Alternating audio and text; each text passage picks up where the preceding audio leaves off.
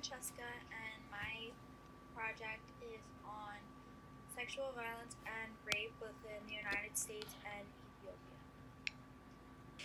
Sexual violence and rape has come a long way since the beginning of time. The Code of Harambe was one of the earliest sets of written laws, which was considered the rape of a virgin as property damage against her father. For a long time, rape was considered a property crime against the victim's husband or father. It wasn't until around the 11th and 12th centuries that rape actually began to be considered more as a violent sexual crime against the victim. At the end of the 13th century, it was allowed to prosecute the rapists if the family chose to do so. Early American colonies thought that if it was for 10 years old or older and against her will, then it was rape. Women of color were completely disregarded in this, as if they were a slave or any other color than a white American, then they would be not prosecuted at all. Now, nearly 100 years later, over 100 years later, the anti-rape movement is significant. We have laws, and we have a month, April, designated to Sexual Assault Awareness Month since 2001. And we have the Me Too movement now, which is really against sexual violence and assault and rape in this country and for all countries. It doesn't matter your race, your ethnicity, your anything. We're all equal, and we should all have justice for ourselves. Like I said before, women kept this to themselves, and truly it ruined their self-image. It wasn't even considered rape unless they were under 10 years old, and it was a crime for their husband, not even for themselves. They weren't considered a victim.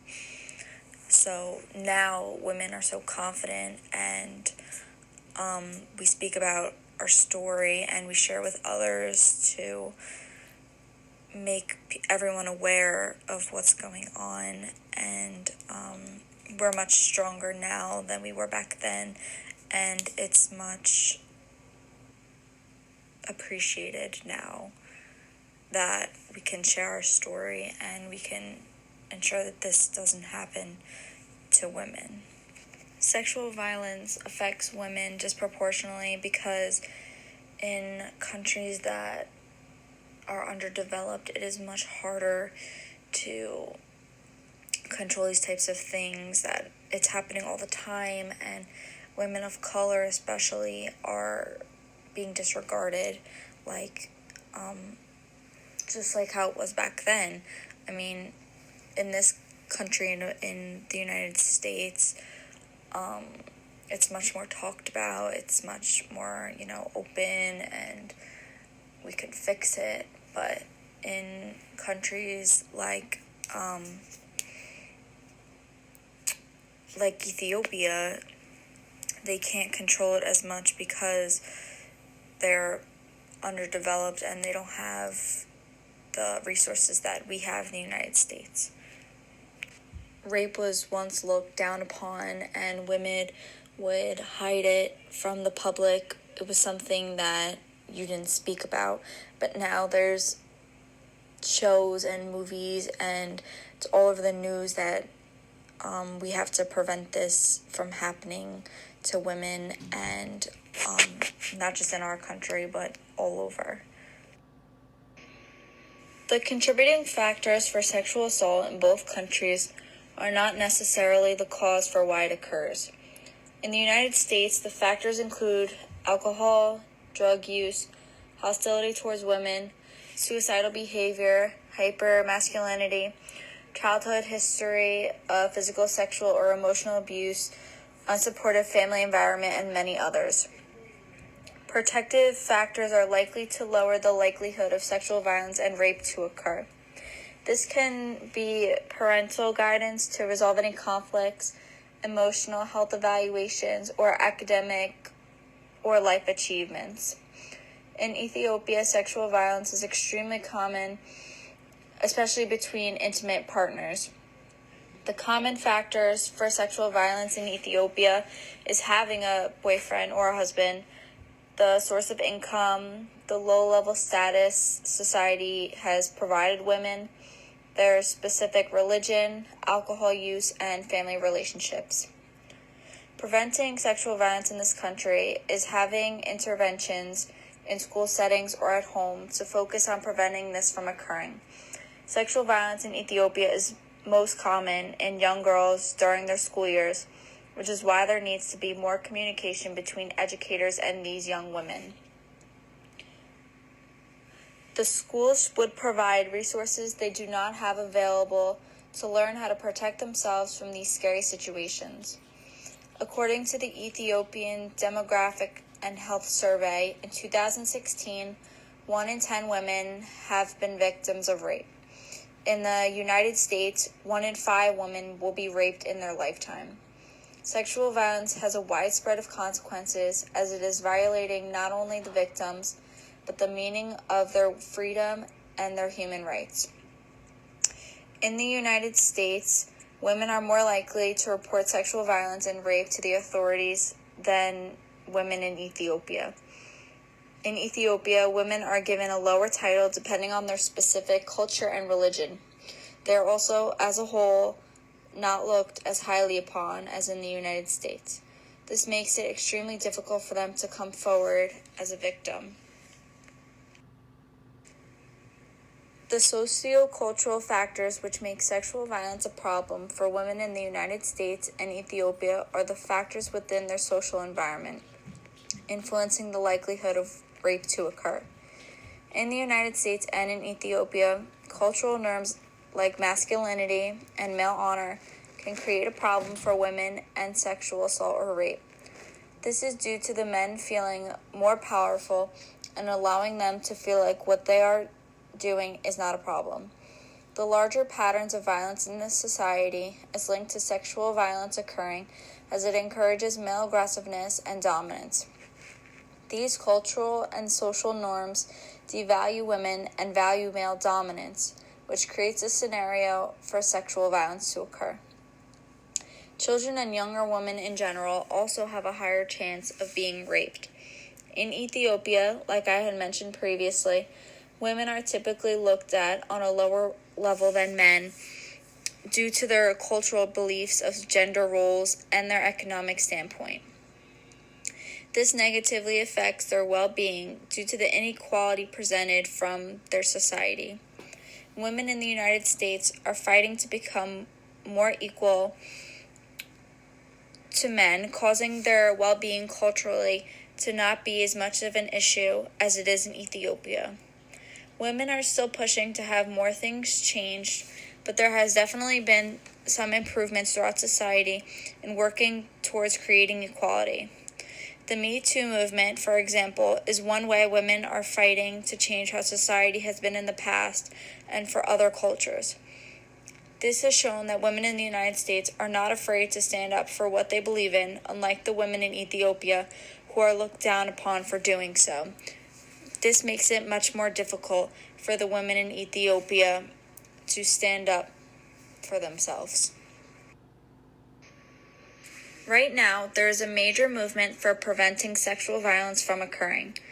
One way women are working towards preventing it is starting a program in schools to inform the women most likely to be a victim to this assault how to stop this. This class was started by Lee Paiva in Africa, as the poorer countries are the most likely to experience rape. She is then moving to the United States to allow every girl to get the equal chance to learn about the prevention. She is working with women ages 10 to 20 to inform them the truth about sexual violence and rape and how they can effectively escape the situation from occurring. She's also going to be working with boys ages 10 through 19 to seek to change their views of women and their masculinity. Their lack of education for both young women and men is a main cause for sexual violence in both countries. Teaching them in school how they can alter their views and give them a reason to end violating women is what society needs to put an end to this crisis. Each country has an equal societal and organizational responsibility for women's health. Especially in business, women are powerful business leaders, which are giving the CSR, the corporate social responsibility, the option to impact true changes to occur. Many CSR programs are forming to fight against AIDS and sexual violence for women. These responsibilities are important for women's health and the fight for equality. In Ethiopia, the societal and organizational responsibility for women's health is of importance, and the government is aggressively trying to alleviate these issues. However, the gender inequalities and discrimination throughout society is getting in the way of fixing this. The men of Ethiopia are not working with the women enough to fix these issues. This is one major constraint which is rising. The gender gaps are much too large at this moment for the inequality to disappear. Most of the jobs are male-based, despite Ethiopia for being the fastest growing economy in the world. This might be to their benefit, an attempt to fix the inequality between their jobs, making the gender gap smaller. For the United States, some ethical constraints that might arise are men might not comply with the program, or it might not get approved within all states. The education could also not be enough for all sexual violence and rape to completely lower. It might decrease slightly, but in poorer countries, it could not be enough to stop their culture. Overall, in conclusion, the United States and Ethiopia share the commonality that sexual violence and rape is extremely prevalent and needs to be lowered drastically. Sexual violence has been around for as long as people were alive, and globally, we individuals have come a long way. Each country, the United States and Ethiopia, are affected differently as the cultures, religion, and ideals separate the two. However, women in each country are being negatively affected by men and their masculinity.